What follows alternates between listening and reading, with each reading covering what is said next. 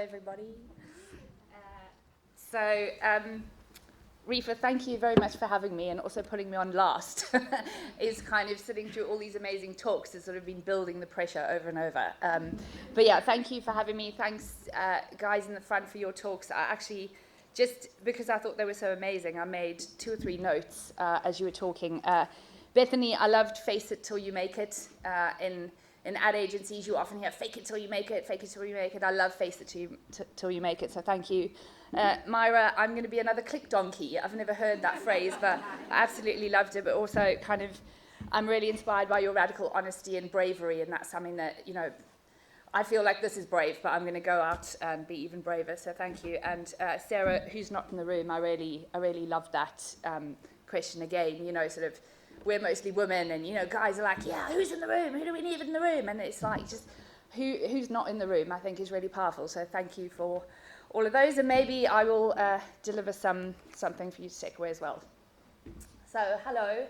That one.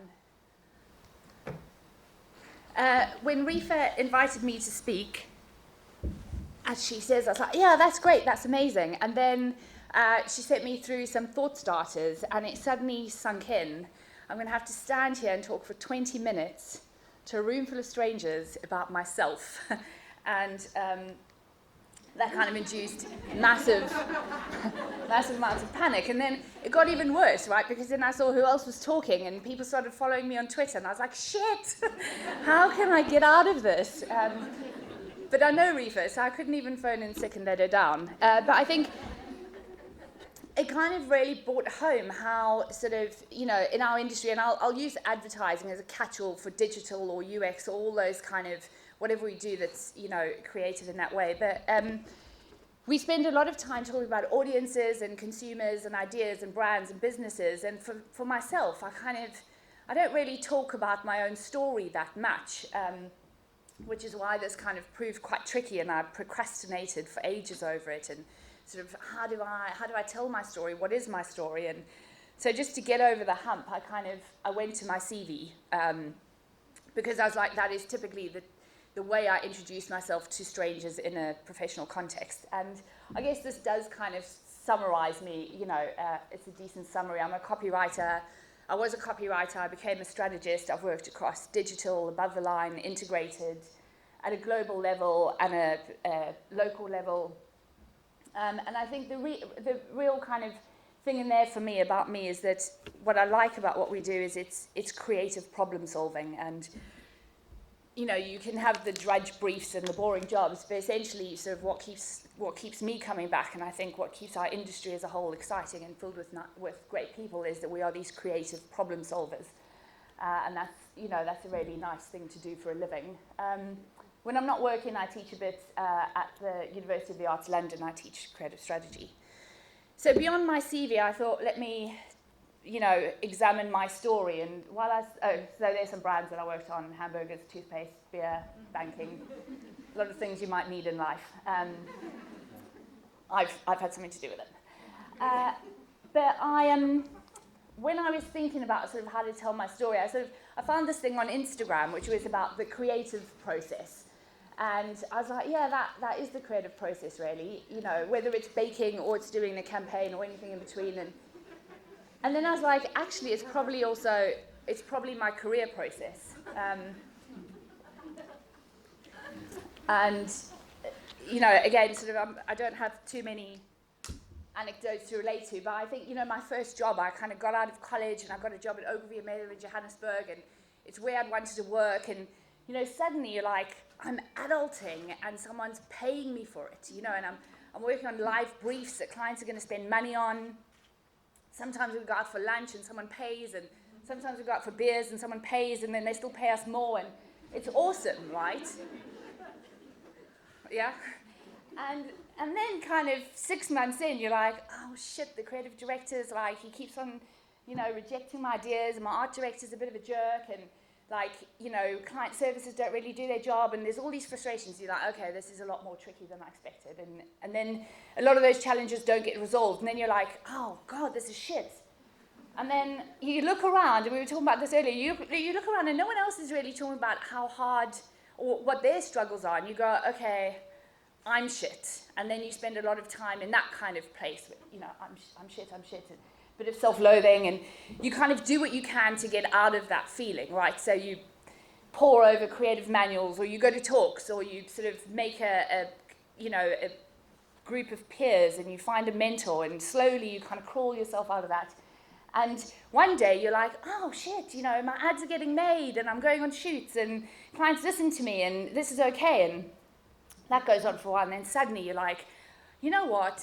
Like 6 years ago, I was a junior coming into the industry, and now there's juniors looking at me like I know everything, right? And I walk into rooms, and clients listen to me sometimes, and you know, client services listen to me sometimes, and I'm getting paid more than I ever used to do, and this is quite awesome. And I think that was kind of the journey that I was on. And again, those aren't mutually exclusive. You know, you can have a day where you go through all 6 phases, but I think that sort of overriding sense of where you are in your experiences in work. And I kind of got to that place, and it was quite good until... back one, please. Back another one. Another one. Yes, that one. Sorry, I've given away my whole flipping talk. Well done. But I got to this point where I was like, maybe this could be even more awesome. And that was largely driven by, you know, this is sort of a good 15 years ago, I guess, in you know, working in creative. And I felt like it was down to creatives to champion creativity. And we were getting, you know, bland briefs which were passed down through account management to creatives, and it was only at that point that, you know, we were thinking about how to make this bland story something creative, and the creativity conversation wasn't happening further up the funnel. And there were these guys called strategy and planning, and they used to sort of spend their time reading research reports or in focus groups, and sometimes they'd come into a meeting and they'd say something really intelligent and everyone would nod, and then they'd disappear again. And so I was like, maybe I could go and do that strategy and planning thing, right? And I could spend time in the research reports and talk more to the clients and try and advocate for creativity further up the decision funnel. And, you know, when work is being presented, kind of use actual research or data or back up that creative and help sell it more. And so I left my job, and I decided, because I'd only gone to an advertising college, I was going to do an MBA. To, you know, kind of get a bit of academic rigor and know what business people were talking about, and I was going to be a business person. And so I did the MBA, and then I was like, I'm going to go to London, right, the home of strategy and planning, and learn my craft, sort of where it originated. So I came over to London. I didn't know anyone. No one knew me. My education, my background, nothing meant anything.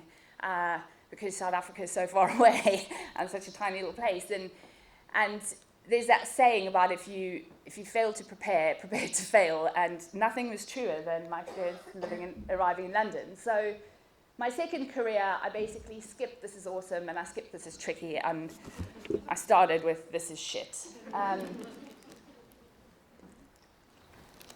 I can laugh about it now, but I'm telling you, 13 years ago, I never thought I'd laugh about it. But, you know, sort of, it was my own fault, because I just barged over here, sort of half optimistic, half naive, a third arrogant maybe, I don't know. I just hadn't really thought about it. Hadn't really thought about coming to the most competitive market in the world and thinking I was going to walk into a job without any experience.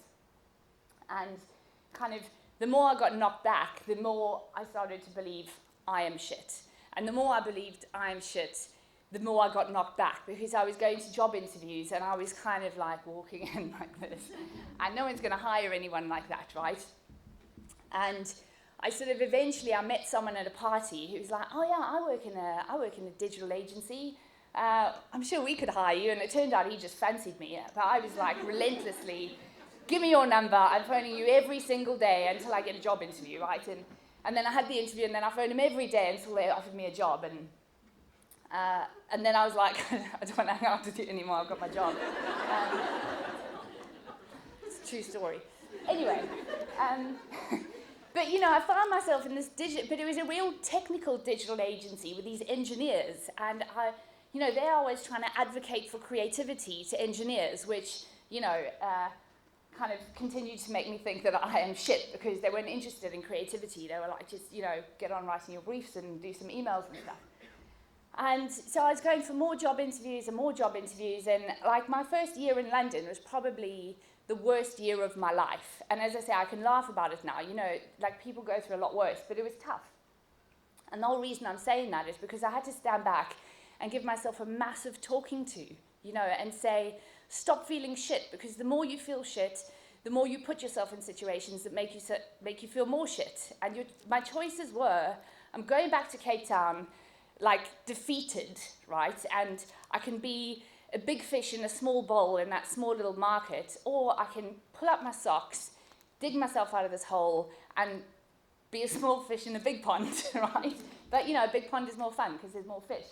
And so I did that, I think I was at the very first SheSays event ever in the world in London, because I used to go to the talks and I used to read the books, and I used to like try and make buddies and friends, and I'm a terrible networker, but do what I could to sort of form a peer group and hear other people's stories about what was shit for them. So it wasn't just like me, sort of understanding that. And eventually I got a better job, and then I got a better job, and then one day, amazingly, I was like, I've just got a job at an agency I want to work with, on a client I want to work with a team I want to work with, and holy crap, this might just be okay, and it was. And then sort of another job or two, and eventually, I found myself at one of London's best agencies, global strategy director, getting paid a decent salary again. And I was like, oh my God, this is awesome.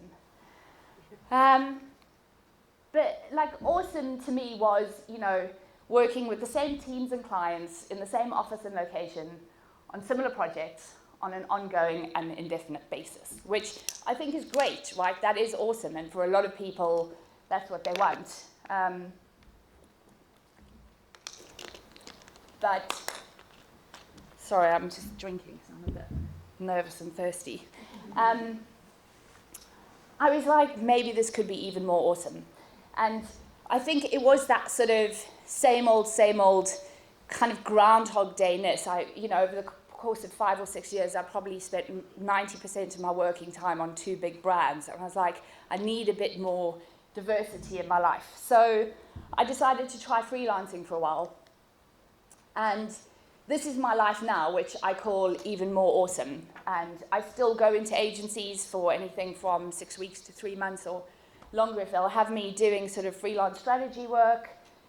And that can be anything from we've got a project but just no one to do it to, someone's on paternity cover, or we just need some extra help going on. But because I'm not wedded to an agency and a client, I also do side projects. So I'm collaborating with an old creative director of mine in Brussels. And when you've got a day job, you're like, well, I can't work for other agencies on other brands. But when you're a free agent, really, you can. And that sort of opening up of opportunities has been amazing. At the same time, I used to do some ad hoc university teaching, and over the course of the past year, we've sort of solidified that into a bit of a syllabus for MA ad students on quite a creative, practice-based degree to sort of instill just a bit of strategic thinking and rigor.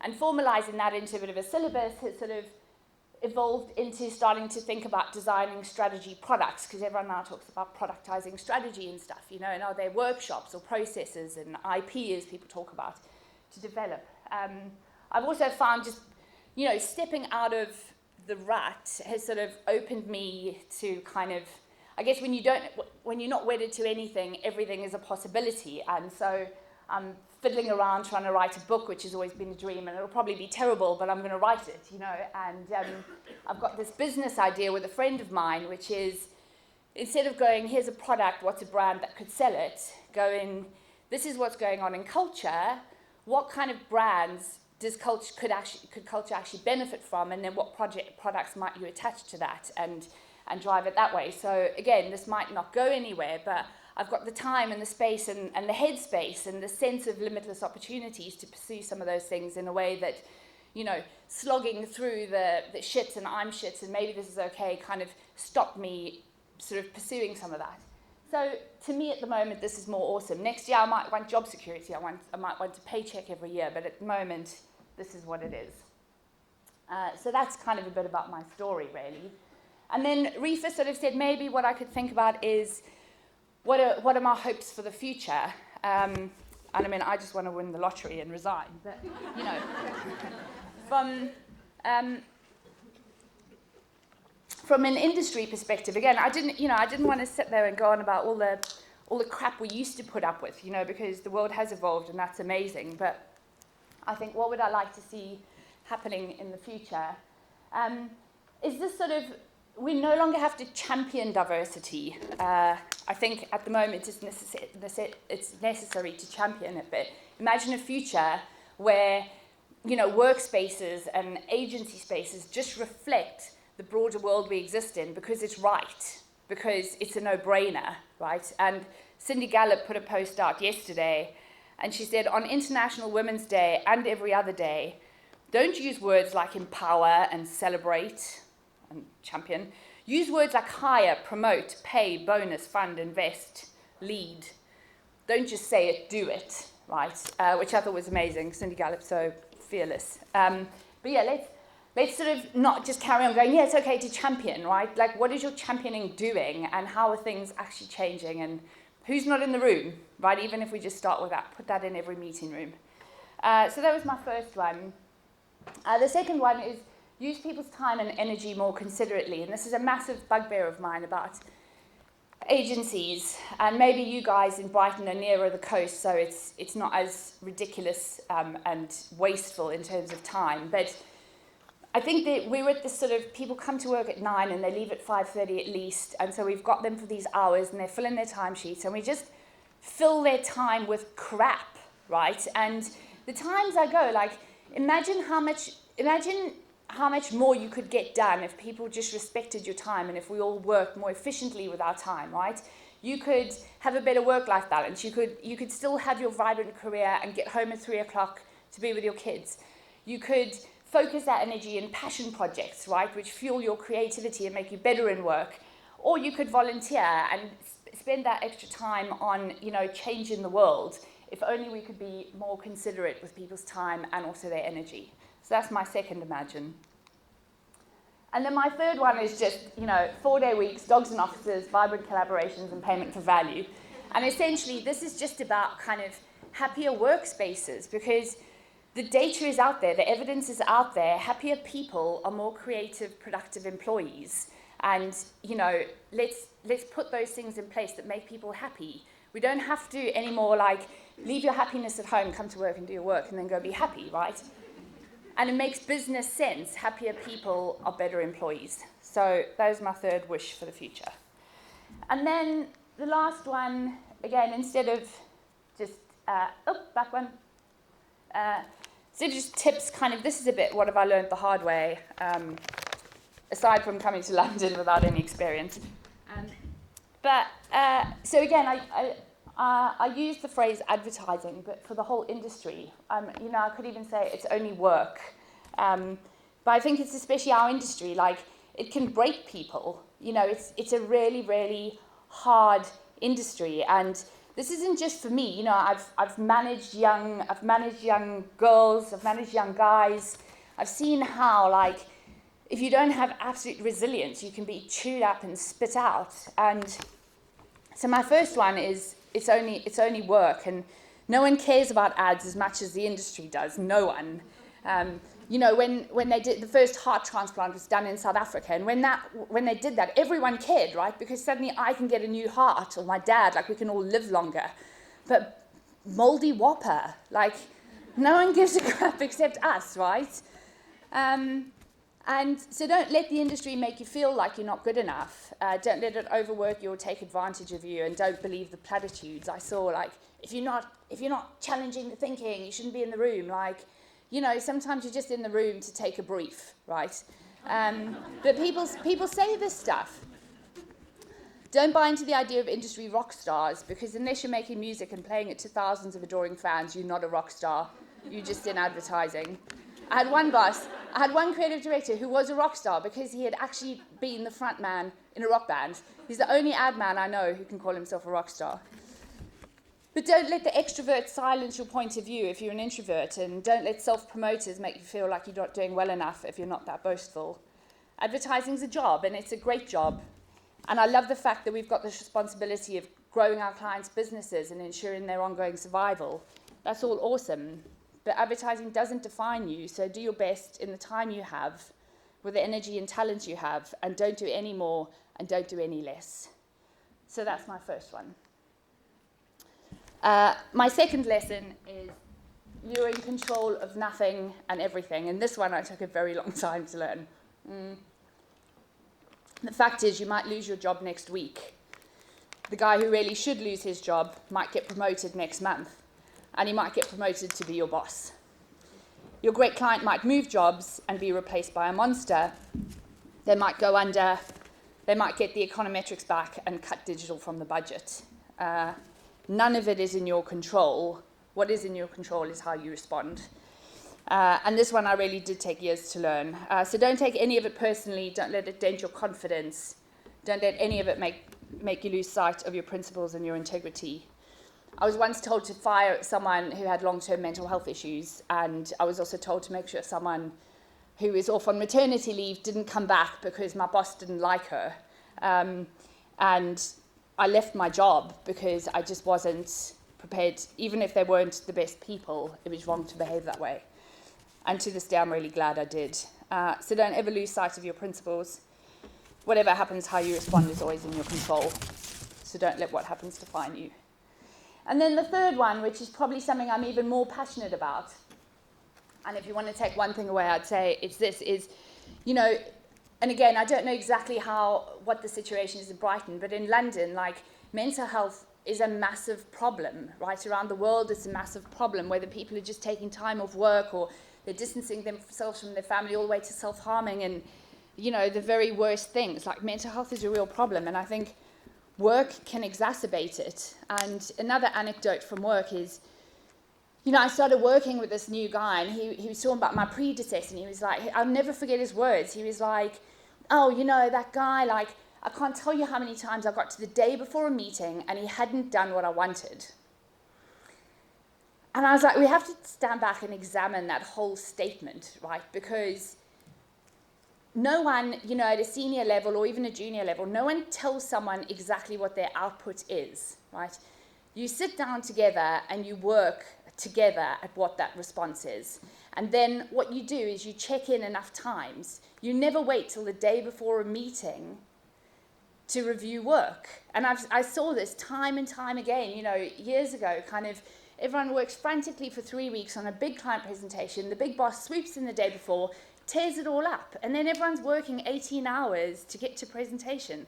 Is that what you want to be as an agency? Is that what you want to be as a team? And is that you putting your best foot forward?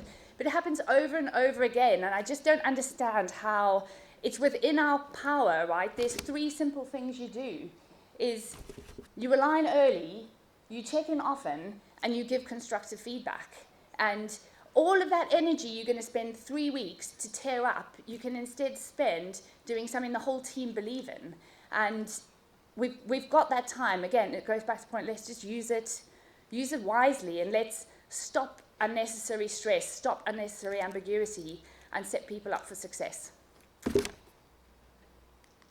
So to summarize, also basically, awesome is good, even awesome is better. So don't settle, chase what you think is right for you. Be restless for diverse and happy workplaces. And it's only work. Focus on what you're in control of and take care of each other by following my 3 simple steps. Thank you very much.